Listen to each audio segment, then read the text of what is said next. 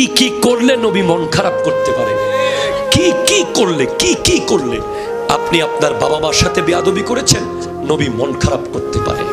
আপনি আপনার বোনের হক দেন নাই, নবীজি মন খারাপ করতে পারে। আপনি ইচ্ছে করে বারবার মসজিদে আসেন নাই, বারবার। কে আপনাকে এত সাহস কে দিয়েছে?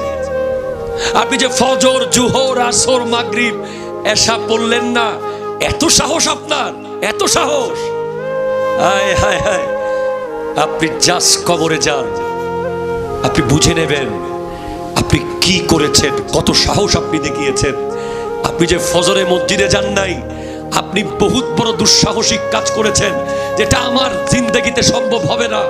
কারণ ফজরের নামাজে যে মসজিদে যাবে না, সে ওই ব্যক্তি যার জীবনে কোনো বরকত হবে না, যার চাকরিতে কোনো বরকত হবে না, যার ব্যবসায় কোনো বরকত হবে না, যার রোগের সুস্থতার সম্ভাবনা নাই, যার লাইফে শুধু দুঃখ আর দুঃখ লেগে থাকবে। ঠিক কিনা কথা বলে?